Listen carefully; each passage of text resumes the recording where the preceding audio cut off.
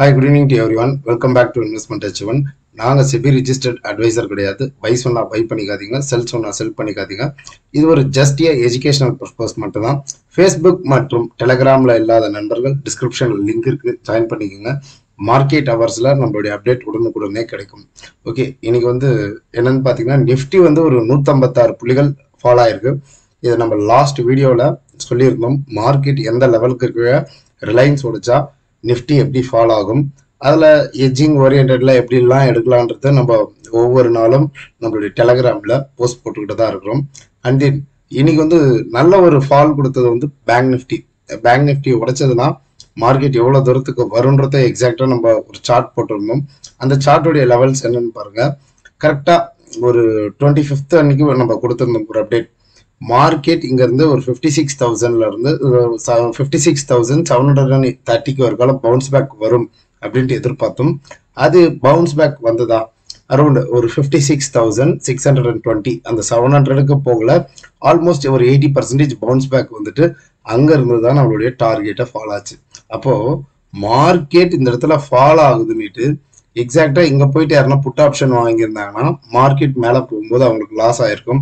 அந்த லாஸ் அவங்க accept பண்ணிக்காம exit பண்ணிட்டு வருவாங்க. அதுக்கோசரம் தான் don't chase the stock or index, whatever maybe, எதுவானா இருக்கட்டும், எதையுமே சேஸ் பண்ண போகக்கூடாது. அதுக்குண்டான ஜோன் வரும்போது தான் நம்ம என்ட்ரியை கொடுக்கணும். அந்த ஜோன் கிளியரா புல் பேக் அந்த இடத்துல ஒரு ரிவர்சல்ஸ் கேண்டில் வரும்போது நம்ம ஷார்ட் பண்ணியிருந்தா இந்த ப்ராஃபிட் எடுத்துக்கலாம். இதுக்குண்டான அப்டேட்ஸ்லாம் நம்ம டெலகிராம்ல கொடுத்துக்கிட்டு தான் இருக்கும். இது கால்ஸ் கிடையாது, ஜஸ்ட் எஜுகேஷன் பர்பஸல் மட்டும்தான். மார்க்கெட் எப்படிலாம் மூவ் ஆகும், நம்ம எப்படி ட்ரேட் பண்ணணும், எப்படி இன்வெஸ்ட் பண்ணணும்ன்ற ஒரு எஜுகேஷன் தான். இதை யாருமே பை பண்ணுங்க, செல் பண்ணுங்க, நான் உங்களுக்கு ப்ராஃபிட் எடுத்து தரேன், அந்த மாதிரி கான்செப்டே கிடையாது. எஜுகேஷனல் வீடியோ ஒன்லி, சரிங்களா? டிஸ்கிரிப்ஷன் லிங்கை படிச்சு பாருங்க. நாங்கள் எப்பவுமே எஜுகேஷனை மட்டும் தான் சொல்லி தரோம். ஓகே, அண்ட் தென் இப்போ மார்க்கெட்ல FISDAS ஆக்டிவிட்டி இன்னைக்கு ஒரு 6,000 கோடிக்கு தொடர்ந்து விற்பனையாளராக தான் இருந்திருக்காங்க. இப்போ மார்க்கெட்டை ட்ரெண்ட் ரிவர்சல் ஆயிடுச்சா, டோட்டலா கொலாப்ஸ் ஆக போதா அப்படின்ட்டு நிறைய பேர் கேள்வி கேட்டிருக்காங்க. அப்படிலாம் இல்லை. மந்த்லி எக்ஸ்பைரி, மந்த் இன் ப்ராஃபிட் புக்கிங் அப்படின்றது தான் நம்ம புரிஞ்சுக்கணும். இப்போ தொடர்ந்து செல் ஆயிட்டு இருக்கிறது மார்க்கெட் ரிவர்சல் ஆகுமா, நம்ம சார்ட்ல அதை கிளியரா பார்ப்போம். அண்ட் தென் மோர் தென் என்னுடைய போர்ட்ஃபோலியோல நல்ல ஒரு ஃபால் கொடுத்த ஸ்டாக் TCS. நான் கிட்டத்தட்ட ஒரு 1.24 ஒரு சப்போர்ட்லாம் அக்குமுலேட் தான் பண்ணிட்டு இருக்கோம். 33 குவான்டிட்டிஸ் எந்த ரேஞ்சில் நம்ம ஃபாலோவர்ஸ்க்கு தெரியும் எவ்வளோ ப்ராஃபிட் கொடுத்தது, நான் ஏன் ப்ராஃபிட் புக் பண்ணல, நான் அந்த டயத்தில் ஒரு இண்டிகேட்டரும் பண்ண எல்லாருக்கும். ஐடி ஸ்டாக் ஒரு செல்லிங் ட்ரிகர்ட் ஆக போது ப்ராஃபிட் புக் பண்ணி வச்சுக்கோங்க. லாங் டேர்ம் இன்வெஸ்டர் பையர் டிப்ல கிடைக்கும் போது கன்சிடர் பண்ணி டிப்ல வாங்கலாம்னுட்டு இன்னைக்கு கூட நான் ஒரு 2 ஸ்டாக் TCS அக்குமுலேட் பண்ணி தான் வச்சிருக்கேன். ஸ்லோவா அக்குமுலேட் பண்றது என்னுடைய ஸ்டைல், சரிங்களா? மற்றவங்க எப்படின்னுறது எனக்கு தெரியாது. இந்த ஐடி செக்டார் நல்லா ஃபாலோ ஆயிட்டு இருக்கு. அதுக்கேற்ற மாதிரி இன்னைக்கு டெக் மகேந்திராவுடைய CEO, ஒரு ஐடி நிறுவனத்துல இருக்கிற CEO ஒரு குண்டு தூக்கி போடுற மாதிரி ஒரு விஷயம் சொல்லியிருக்காரு. சிபி கொரோனா வசந்த காலம் முடிந்து விட்டது அப்படின்ட்டு.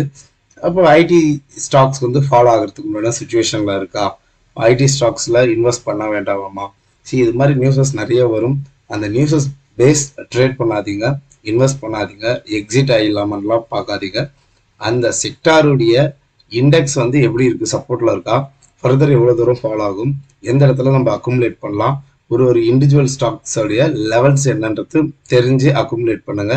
அதுதான் சேஃபர் சைட். நியூஸஸ் இன்னைக்கு நெகட்டிவ் நியூஸ், நாளைக்கு ஒரு பாசிட்டிவ் நியூஸ் வரும். இன்னைக்கு ட்ரம்ப் உருட்டுற விளையாட்டுக்கு செக்டார் கரெக்ஷன் கிடைக்குதுன்னா இன்வெஸ்டருக்கு இதுதான் வசந்த காலம். ஒரு செக்டார் எப்போ ஃபால் ஆகுதோ அப்போ வாங்குறது தான் புத்திசாலித்தனம். ஐடி செக்டாருடைய இண்டெக்ஸ் எப்படி இருக்கு, அதில் இருக்கிற ஸ்டாக்ஸ்லாம் எப்படி இருக்குன்றது 1 by 1 இதுக்கப்புறம் வீடியோவில் கொடுக்குறேன். ஜஸ்ட் இன்னைக்கு பேங்க் நிஃப்டி நாளைக்கு எப்படி மூவ் ஆக போகுது, இந்த வாரம் எப்படி மூவ் ஆகும், நம்ம ஒரு எட்ஜிங் ஓரியன்டட்ல ஏதாவது ஒரு எட்ஜ் பண்ணி தப்பிக்கிறதுக்குள்ளான வாய்ப்புகள் இருக்கான்றது கிளியரா சார்ட்ல பார்ப்போம். Global indices now the time 12:20 AM. Tau Jones ஒரு 93 புள்ளிகள் நெகட்டிவ் பயஸ்ல தான் ட்ரேட் ஆயிட்டு இருக்கு.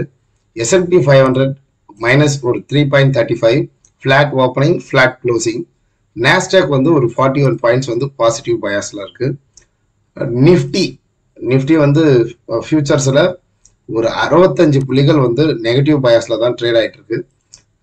அப்கமிங் டேஸஸ்ல நிஃப்டி ஃபால் ஆகும். எந்த இடத்துல சொன்னோம், டுவர்ட்ஸ் இந்த இடத்துல ரிலையன்ஸ் உடைக்கும் போது மார்க்கெட் ஃபால் ஆகும்னா நம்ம கொடுத்த டார்கெட் வந்து ஒரு 24,500க்கு மார்க்கெட் ஃபால் ஆகிறதுக்குனால பாசிபிள் அதிகம். அப்போ நம்ம இந்த இடத்துல தான் எட்ஜ் பண்ணணும் அப்படின்னு சொன்னோம்.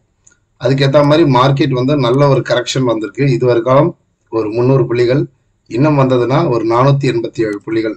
நம்ம லாஸ்ட் வீடியோவில் எவ்வளோ பாயிண்ட்ஸ் வந்து மார்க்கெட் ஃபால் ஆகிறதுக்குண்டான ரேலி இருக்கும். ஃப்ரீ ஃபால் ரேலி நம்ம ஒரு புட் ஆப்ஷன் எடுக்கிறோம்னா இது மாதிரி டிராஸ்டிக்கான கரெக்ஷன் வரணும். இது மாதிரி இடத்துல தான் நம்ம சம்பாதிக்க முடியும். நன்றாக புரிந்து கொள்ள வேண்டும் நண்பர்களே. இப்போ மார்க்கெட் ஆல் டைம் ஹைல இருந்து நல்ல ஒரு செல்லிங் ட்ரிகர்ட் ஆயிருக்கு.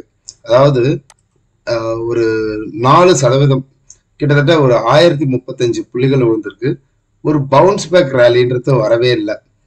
சின்னதான ஒரு பவுன்ஸ் பேக், இது மாதிரி ஒரு பவுன்ஸ் பேக் போயிட்டு மார்க்கெட் ஃபால் ஆச்சு, மறுபடியும் மேலே போயிட்டு மறுபடியும் ஃபால் ஆச்சு. தொடர்ந்து 3 நாட்களாக ஃபால் ஆகிட்டு தான் இருக்கு.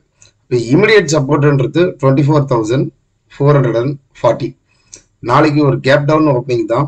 இங்கிருந்து மார்க்கெட் ஃபால் ஆச்சுன்னா இந்த 24,440 அந்த ரேஞ்ச் வர்றதுக்கு வாய்ப்புகள் பிரகாசம். இந்த இடத்துல வந்தவனே பொசிஷனை க்ளோஸ் பண்ணுங்க. யார் யார் நம்ம இங்க சொல்லி யாருன்னா ஷார்ட் பண்ணியிருக்கீங்க, எட்ஜ் பண்ற ரேட்டு எட்ஜ் பண்ணியிருந்தீங்கன்னா, இது நம்ம சொல்லி இல்லை, நான் யாருக்கும் வந்து பைக்கால் ரெக்கமெண்டேஷன் கொடுக்கல. நம்ம போட்ட அனலைசஸ் இப்படி போகுன்றதுக்கு போட்டதை யாருன்னா ப்ரிடிக்ட் பண்ணி பை பண்ணியிருந்தாலும் இந்த இடத்துல ஸ்கொயர் ஆஃப் பண்றத பாருங்க. கண்ணில் பார்த்த ப்ராஃபிட்டை எடுத்துட்டு வாங்க. இந்த இடம் வந்தவனே ஷார்ட் கவரிங் ரேலி திரும்பத்துக்குமான வாய்ப்புகள் பிரகாசம். இதை வந்து இன்னொரு விதமா நம்ம அனலைஸ் பண்ணலாம். ஒரு செல் ஆன் ரைஸ் நடப்பதற்குண்டான வாய்ப்புகள் இங்க வந்து பிரகாசமா இருக்கு. மார்க்கெட் வந்து கரெக்டா அந்த சப்போர்ட்ல வரும்போதெல்லாம் ஒரு பவுன்ஸ் பேக் அண்ட் தென் ஒரு ஃபால், மறுபடியும் ஒரு பவுன்ஸ் பேக் அண்ட் தென் ஒரு ஃபால், மீண்டும் ஒரு பவுன்ஸ் பேக் ரேலி வரதுக்குண்டான வாய்ப்புகள் பிரகாசமாக இருக்கு. ஒரு ரிலீஃப் ரேலி. இப்ப என்ன நம்ம பார்த்தோம், தொடர்ந்து FIS வந்து செல்லில் இருக்கிறாங்க. அப்போ ஷார்ட் பண்ண பொசிஷனை ஸ்கொயர் ஆஃப் பண்ணுவாங்க. மந்த்லி எக்ஸ்பைரி வந்துருச்சு, இந்த எக்ஸ்பைரி கிட்ட நெருங்கும் போது ஷார்ட் அடிச்சு கீழே இறங்கும் போது விட்டில் பூச்சிகளான நம்மள வந்து கார்னர் பண்ணியிருப்பாங்க. நம்ம ஆளுங்க வந்து விழுதுட்டு இங்கே தான் போய் வாங்குவாங்க. இங்க போயிட்டு ஷார்ட் பண்ணி இங்க வந்து க்ளோஸ் பண்றத பண்ண மாட்டாங்க. நல்லா அப்படி ஃபாலோ ஆகும்போது இங்க போய் கையை விடுவாங்க, கை சுட்டுடுச்சுட்டு கத்துவாங்க. சரிங்களா? அப்போ இந்த இடத்துல இருந்து ஒரு புல் பேக் ரேலினிட்டு வந்ததுன்னா அந்த புல் பேக் ரேலி மினிமம் ஒரு 24,975 மூவ் ஆகும். இங்க இருந்துட்டு ஒரு கேப் டவுன் ஆனது இந்த இவ்வளவு தூரம் தான் வரணும்ட்டு அவசியமே கிடையாது. 90%, 100%க்கு டார்கெட் கார்னர் பண்ணாதீங்க. இதுவே வந்து ஒரு ஸ்ட்ராங்கான சப்போர்ட். இந்த 24,500 டேஸ் சப்போர்ட் இங்க டயகனல் சப்போர்ட் இருக்கிறதுனால இந்த இடத்துல பவுன்ஸ் பேக் ரேலி வர்றதுக்கு உண்டான பாசிபிள் அதிகம். இந்த பவுன்ஸ் பேக் ரேலி கரெக்டா ஒரு கேப் டவுன் ஓப்பன் ஆயிட்டு நாளைக்கு ஃபர்ஸ்ட் ஆஃப் செல் நடந்துட்டு செகண்ட் ஆஃப் பை ஆகிறதுக்குண்டான வாய்ப்புகள் பிரகாசம். டுவர்ட்ஸ் எந்த ரேஞ்சுக்கு மூவ் ஆகும்னு பார்த்தீங்கன்னா ஒரு 24,800 அண்ட் தென் 24,950 வரைக்காலம் மூவ் ஆகும். அதுக்கு மேலேயும் உடைச்சதுன்னா டுவர்ட்ஸ் இந்த ரெசிஸ்டன்ஸ் வரைக்காலம் மூவ் ஆயிட்டு அதுக்கப்புறமேட்டுக்காக தான் நம்ம எந்த இடத்துல ஷார்ட் பண்ண போறோம் அப்படின்றத முடிவு பண்ணணும். அப்போ இதுவரைக்காலம் வந்த ரேலி இங்க முடிவு பெற்று திரும்புவதற்குண்டான வாய்ப்புகள் பிரகாசமா இருக்கு. இது வந்து 4 ஹவர்ஸ் கேண்டல்ல ஒரு RSI டைவர்ஜென்ஸ். RSI டைவர்ஜென்ஸ்னா என்னன்றது தெரியணும். நம்ம RSI லெவல் என்னவா இருக்குன்னு பாத்தீங்கன்னா ஆல்மோஸ்ட் வந்து ஒரு ஓவர் சோல்ட் ஆயிருக்கு. ஒரு 28ல இருக்கு. ஓவர் சோல்டுல இருந்து புல் பேக் ஆகிறதுக்குன்னா பாசிபிலிட்டி இருக்கு. டே ஃப்ரேம்லயும் கிட்டத்தட்ட அந்த RSI டைவர்ஜென்ஸ்ல தான் இருக்கு. ஸோ இங்க இருந்து புல் பேக் ஆகும். 36ன்றது ஒரு ஓவர் சோல்டா தான் எடுத்துக்கணும். நம்ம RSI பீக்ல இருக்கும்போது ஷார்ட் பண்ணணும், லோல வரும்போது க்ளோஸ் பண்ணிட்டு வரணும். டைவர்ஜென்ஸ்னா என்ன, அதை பத்தி முழுமையான வீடியோ வந்து வரும் நாட்கள்ல தரேன். இது வந்து நிஃப்டியோடைய current scenario. And then Nifty இங்க ஃபாலோ ஆகிறதுக்கு யாருடைய சப்போர்ட் இருக்கணும் நம்ம சொல்லியிருந்தோம். ரிலையன்ஸ் உடைய லெவல்ஸ் என்னவா இருக்கு, அவங்க அப்கமிங் டேஸஸ்ல என்ன நடக்கிறதுக்குண்டான பாசிபிலிட்டி இருக்குன்றத செக் பண்ணி பார்ப்போம். அண்ட் தென் ரிலையன்ஸும் பார்த்தோம்னா கண்டினியூஸ் செல்லிங் தான். எங்க இருந்து செல்லிங் வந்துட்டு இருக்கு, ஆல் டைம் ஹைல இருந்து தொடர்ந்து ஒரு சரிவை தான் கொடுத்து கொண்டு இருக்கு. இப்போ இந்த இடத்துல இந்த ரேஞ்சுக்கு கீழே ஓப்பன் அண்ட் க்ளோஸ் கிடைச்சா ஃபர்தர் நெக்ஸ்ட் சப்போர்ட் வந்து 1320 சொல்லியிருந்தோம். பட் வந்து இன்னைக்கு வந்து ஒரு என்ன எப்படி ஓப்பன் ஆயிருக்கு, மார்க்கெட்டுடைய சினாரியோ என்ன, அந்த கேண்டல்ஸ் என்ன சொல்லுதுன்றது நம்ம புரிஞ்சுக்கணும். ஒரு டாப்பிங் டெயில் ஒரு செல்லிங் ட்ரிகர்ட் ஆகக்கூடிய கேண்டலாக தான் இருக்கிறாங்க. பட் இந்த லாஸ்ட் கேண்டல், இந்த கேண்டலோடைய சப்போர்ட் இங்க இருக்கு. அப்போ இது ஒரு காலமே ஒரு ஹண்டிங் ஜோன். இந்த ஜோனே வந்து ஒரு ஹண்டிங் ஜோனாக தான் நம்ம கன்சிடர் பண்ணணும். எந்த ரேஞ்சுக்குன்னா 1392க்கும் 1370 ஒரு ஹண்டிங் ஜோன், ஒரு சாப்பினஸ். இந்த சாப்பினஸ்க்கு இதுக்குள்ளாரே சைட்வேஸ் மினிமம் டைம் ஃப்ரேம்ல சைட்வேஸ் போயிட்டு market break out and retest ஆச்சுன்னா மேலே போகிறதுக்குண்டான ப்ராபபிலிட்டி அதிகம். அந்த ஒரு ஷார்ட் கவரிங் ரேலி இப்போ இங்க இருந்து ஷார்ட் பண்ணவங்க ஃபுல்லா செல்லிங்ல தான் வந்துட்டு இருக்கு. எந்த ஒரு பவுன்ஸ் பேக் கேண்டலுமே வரவே இல்லை. இப்போ ஒரு ஆல் டைம் ஹைல இருந்து தொடர்ந்து எத்தனை நாளா 19 நாட்களாக 19 ட்ரேடிங் செஷனாக 19 ட்ரேடிங் செஷனாக செல்லிங்லயே இருக்கிறது. ஒரு ஷார்ட் கவரிங் ரேலி வரதுக்குனா பாசிபிள் இருக்கு. டே ஃப்ரேம்ல RSI இங்க வந்து 29க்கு வந்திருக்கு. இங்க இருந்து ஒரு புல் பேக் ரேலி வரதுக்குனா ப்ராபபிலிட்டி ஹை. ஸோ அதனாலதான் சொல்றது, யாருன்னா ஷார்ட் பண்ணியிருந்தீங்கன்னா பொசிஷனை ஸ்கொயர் ஆஃப் பண்ணுவது நல்லது. கையில் பார்த்த ப்ராஃபிட்டை எப்பவுமே வீட்டுக்கு எடுத்துட்டு வரணும். இன்னைக்கு நான் எந்த ட்ரேடுமே பண்ணலை, வெளியே இருந்தேன். இல்லைன்னா கட்டாயம் பேங்க் நிஃப்டியில் ஒரு புட் எடுத்துருக்கலாம். டுவர்ட்ஸ் பேங்க் நிஃப்டியுடைய லெவல்ஸ் அண்ட் தென் ஹெச்டிஎஃப்சியுடைய லெவல்ஸ் என்னவா இருக்கு, அவங்க எப்படி மூவ் பண்ண போறாங்கன்றது பார்ப்போம். ஹெச்டிஎஃப்சி பேங்க் இந்த ஆல் டைம் ஐய பிரேக் அவுட் ஆன கேண்டல் சஸ்டெயின் ஆக முடியாம ஃபர்தர் ஃபால் வந்தது.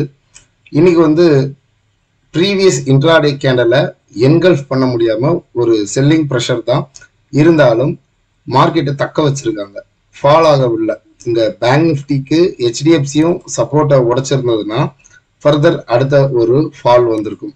டுவர்ட்ஸ் ஹெச்டிஎஃப்சி நாளைக்கு குரூஷியல் லெவலாக வாட்ச் பண்ணி பாருங்க.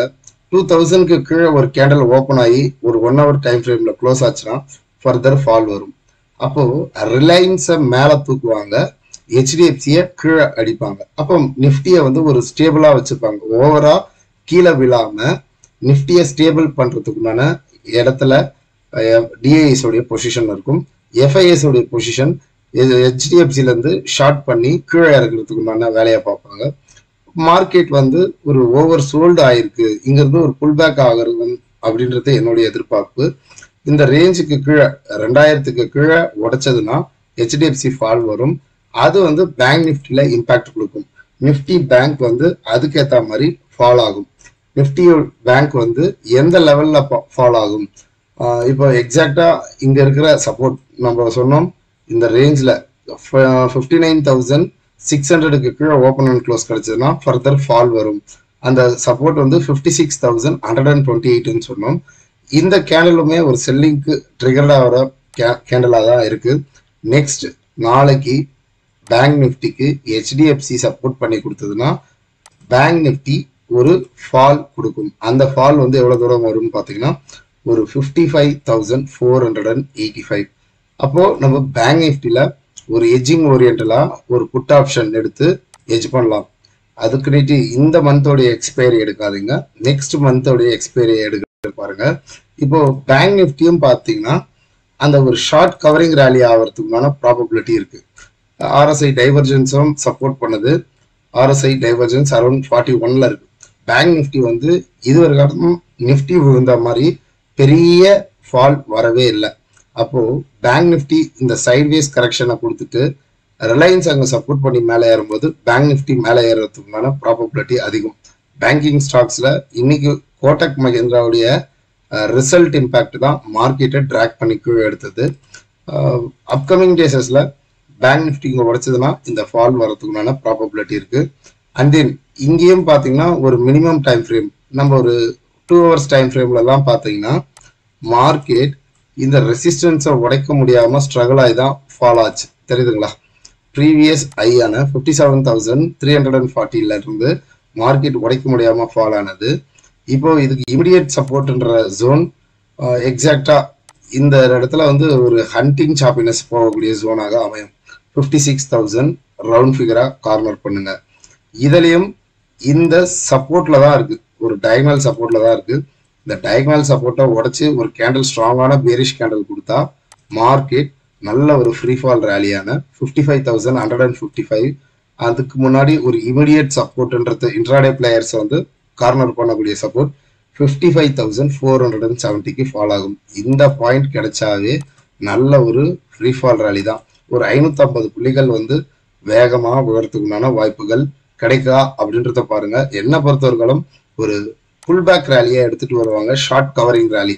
இந்த ஷார்ட் கவரிங் ரேலின்றது மேலே வரும்.